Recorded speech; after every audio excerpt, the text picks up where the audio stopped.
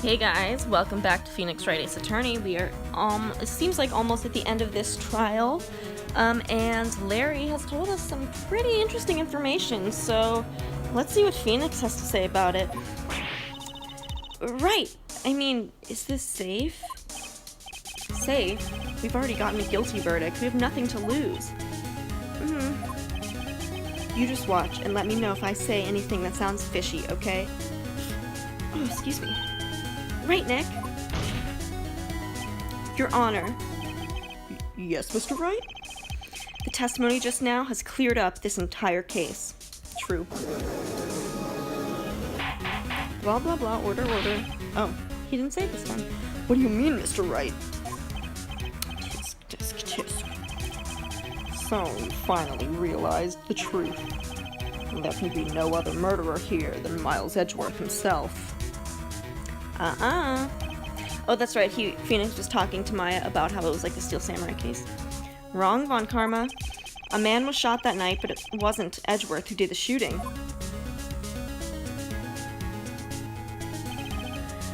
Listen, rookie. Take a deep breath and consider the facts. At the time of the murder, one boat was on that lake. This was shown by the witness's photograph.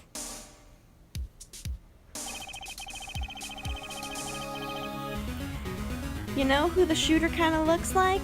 I'm not saying anything, but like, kind of looks like Von Karma, although you literally can't tell at all, but I mean the hair and the cloak. Although Robert Hammond literally looks like a woman, so... The defendant, Edgeworth, and the victim, Robert Hammond, were on that boat. There was a gunshot fired on that boat, and Robert Hammond fell into the lake. The distance of the shooting was 1 meter. It said at least 1 meter, okay? Also, a meter isn't even freaking how long that boat is, okay? It couldn't have been a suicide. Well, the guilty party has to be the other man on that boat. Okay, well you said it, not me. I admitted it is hard to imagine any other possibility. Yes. But this assumes that the victim was shot at 15 minutes after midnight. What do you mean by that, Mr. Wright? We have photographic evidence of the time of the shooting. Not if it was staged. The timestamp on the photo says 0 hours and 15 minutes. But Larry heard a gunshot 25 minutes before that. Robert Hammond was killed then, 25 minutes before the shot on the lake. That's the only way that Edgeworth could be innocent. Yeah, and that still doesn't really explain why there were 2 shots on the lake, you know? Or, I forget, did it say Hammond died from 2 shots or 1 shot? I don't know. Mr. Wright, are you quite mad? Oh, God. Oh, God, I don't know. Can I save? Oh, Jesus. Explain who this is sitting on the boat. They're both standing, dude.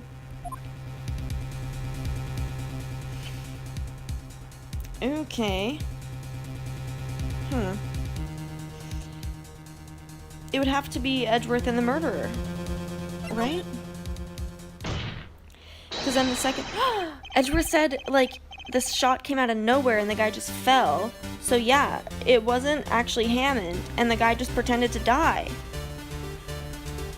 Oh, of course, it was Edgeworth and the murderer.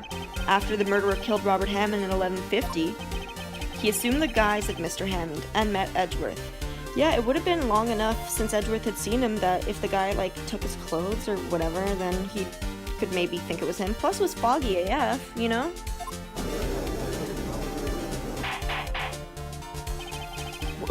What?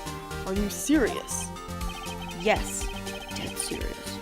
Edgeworth won't tell us why he went to the lake that night. However, I have a hunch. That night, Robert Hammond called Edgeworth to the lake. Now, Edgeworth didn't know Robert Hammond's face that well. That's why he didn't suspect anything when the murderer took Robert Hammond's place. Huh. I'm not sure what to make of all this. Ludicrous. Mr. Wright, tell us the name of the murderer then. Ooh. The murderer's name? Right. It's... I don't know. I mean, it's neither of those two. Actually, I don't know the murderer's name. You don't know? Again, you waste my time. I don't know, because he never told us. Ugh. The murderer is the caretaker of the boat shop, that old man. At 11:50, he was the one who killed Robert Hammond. The caretaker of the boat shop? Where did he do this? There weren't any boats on the lake then. Why would he have to go all the way out on the lake just to shoot someone? May I suggest that the real scene of this crime was not in a boat? What? Well then, where did the murder take place? Ooh. Okay,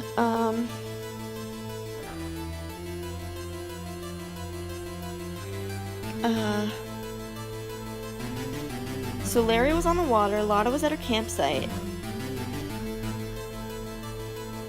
Where could it have, or Larry was like, not, he was like at the main campsite or whatever. He was by the dog stand. I want to say that it took place over here because it's like, or maybe like here. I don't know, but you can't really see it from there. I don't know. Hope I'm right. Ugh, doesn't seem like it. Around here, maybe? Oh, around where? You have some reason for thinking this? Yes, well, maybe because there's no good reason the murderer knew we'd never expect it. Nope. He wasn't even surprised I goofed up. Oh, no penalty, nice. Was it here? Is that gonna take me to the same thing? Take that! Is it gonna say something? Yeah. Yikes. I'm glad it's not penalizing me and basically just letting me guess as much as I want.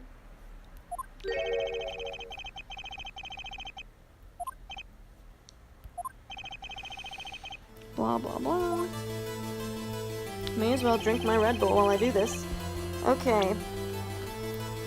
So my other thought is like, okay, I'm afraid to move the thing around, but you see that windy path up there? Nobody would be able to see that, neither Lotta nor Larry, if Larry was like on the main, you know, part of the beach or like by the hot dog stand, so that could be that, although we weren't even able to go there, and wasn't it like really wooded? I don't know. My other guess, I guess, would be like, basically where the dog stand is, because, you know, that trash can was cleaned out and that's pretty sus, but that would be way too visible. I don't know. I'm gonna guess like over here or something and pray. Oh, is it right? Oh, no.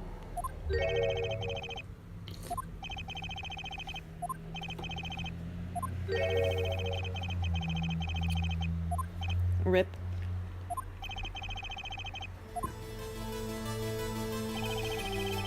Okay.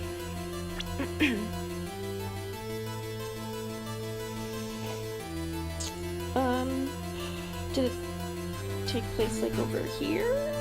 Maybe? Take that! Dude, I'm pointing everywhere, man. It's gonna give me a lot of chances to drink my Red Bull because I'm getting everything wrong, bro. I'm also like, I can't tell if it's telling me I'm wrong because I'm like just totally in the wrong area, or if I just like, oh, I was in the right area but I clicked on like the wrong spot or something, you know? Let me think about this. So I clicked on the boat shop, right? Or did I click next to it? Maybe it happened in the boat shop. Did I already say that? Take that! Oh, I didn't say that. Lol. Here, of course, the boat shop where he lives. That way he can meet with the victim without anyone seeing. Oh, true. Objection. Do you have proof that the boat shop was the scene of the crime? Recall Larry's testimony, if you will.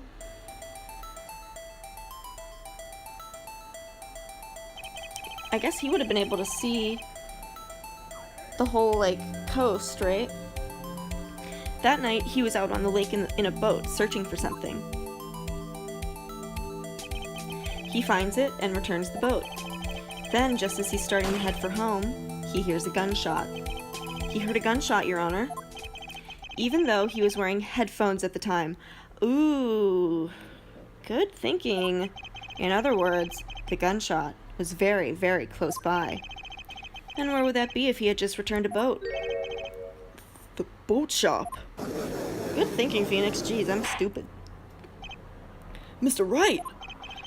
What happened that night on Gourd Lake? Please tell the court from the beginning. This is feeling like a Danganronpa thing, you know, at the end when you like draw out everything that happens. Yes, Your Honor. Nick, are you sure about this? Not really, but I mean YOLO, you know. But I think if I start at the very beginning, is this the last part? This isn't the last trial, right? I forget. There's more to this case, isn't there? Or is this the end? Whatever. And if I take it slow, I might just be able to figure this out. Ooh, okay. That night, the caretaker of the boat shop called Robert Hammond to his shop. So, does he... I forget, because he did have brain damage. Is he really not as stupid as he thinks? I honestly don't remember. Oh, I guess there is still more to this case, isn't there? Like, that guy's identity. And his, connection to DL6 and everything. This was around 11:50. That was when the gunshot that Larry heard was fired. After that, the caretaker put on Robert Hammond's coat.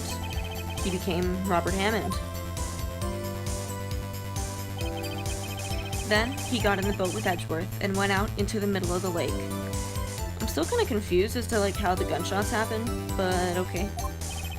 Then, who fired the pistol on the boat, Mr. Wright? Actually, yeah, Edgeworth said, like, it would have had to be a suicide or something. Maybe he fired into the water or something. Because, yeah, it was the caretaker, because Miles didn't shoot, right? Or Edgeworth.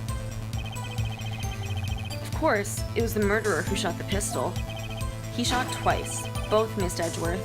On purpose. Wait a minute. Why would he shoot twice if he didn't mean to hit anyone? Details.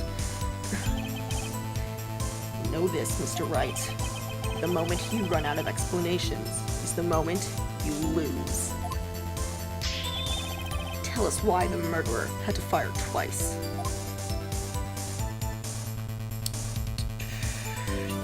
To create a witness. Because they hear the first shot, because they won't be looking before the first shot. He shoots once, then he gets the attention of anybody who's there, so now they're watching, and then the second shot. I believe he shot twice to create a witness, Your Honor. Create a witness? The murderer lifts his pistol and fires one shot. That ensures that anyone who heard the shot would look at the lake. Yep. Indeed, Miss Hart did exactly that after hearing the first gunshot. Next, the murderer waits a bit, and he fires again. Then, the murderer jumps from the boat himself, leaving the pistol in the boat behind him.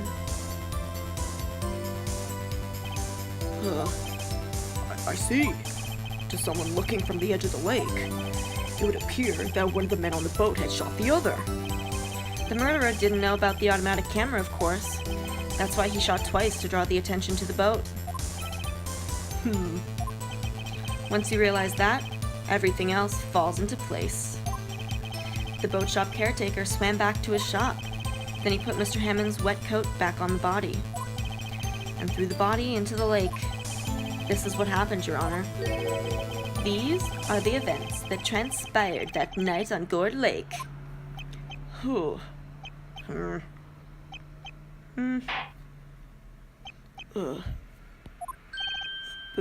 Bailiff, bring out the witness from before. The boat shop caretaker, quickly!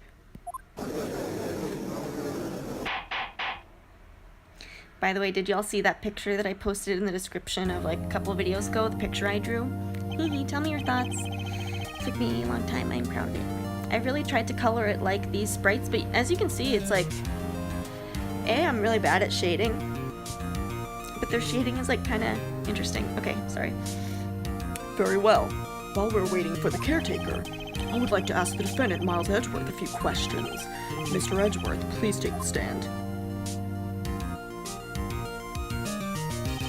Mr. Edgeworth, you heard what the defense has said? Yes. Well, why did you go to the lake that night? Excuse me. What Wright has said was mostly correct. Sorry, my voice is all messed up. Astonishingly so, actually. Yes. The letter was signed Robert Hammond. He asked me to come to the boat shop by the lake at midnight on Christmas Eve. He said he had something very important to discuss with me. Something important? Oh, and he thought it was about DL6, so of course, like, that's way too important to miss. I'm sorry, I can't say what it was. Your Honor, sir. Bailiff, we are conducting a trial here. I ask that you remain quiet. The witness has disappeared. He isn't at the boat shop either, see? What? What should I do? Find him quickly! We cannot allow him to get away! Oh, Edgeworth's like standing up so straight. Good posture.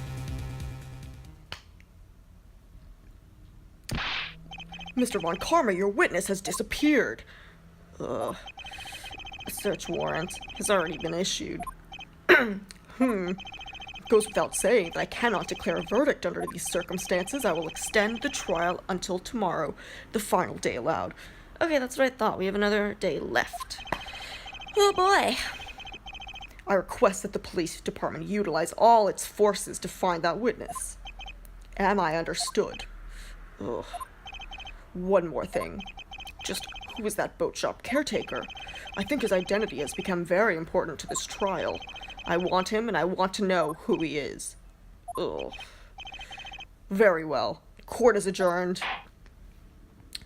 Wow, what an exciting day in trial. Wowee.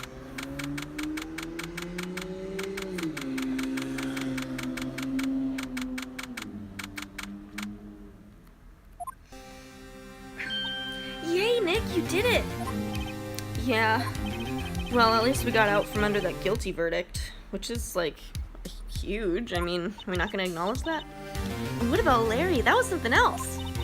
Even Von Karma didn't know what to do with his testimony. Larry really helped us out. Sure, once I sifted through his unique testimony. Still, he did save us. I just wish our cases weren't so down to the wire all the time. True, but then it wouldn't be such an interesting game, would it? I know what you mean. Sometimes I feel like it's us on trial instead of our clients. Oh, that little face that he just made. Aw. Hey, Edgeworth. Ugh. Mr. Edgeworth?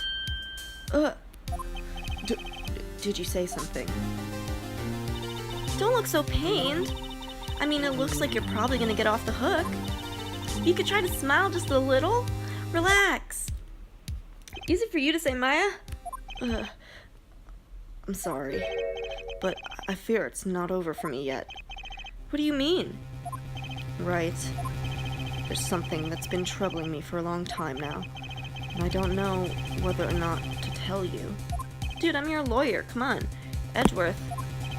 No. There's so little time left. I want to tell you to get it off my chest, but... I can't make up my mind. What is this about, Edgeworth? It's a nightmare I've had. A memory of a crime that I committed. A crime you committed? A memory of a murder. Bum bum bum. Wow, we're really gonna leave it off at that? Whack. Well, I hope that you guys enjoyed this invigorating episode. Very exciting. And looking forward to getting to the next one. kind of, like, nervous that I'm kind of almost finishing this game. Like, what the heck? It's kind of fucked up. Anyways, thanks so much for watching, guys. Hope that you have a great rest of your day, and bye!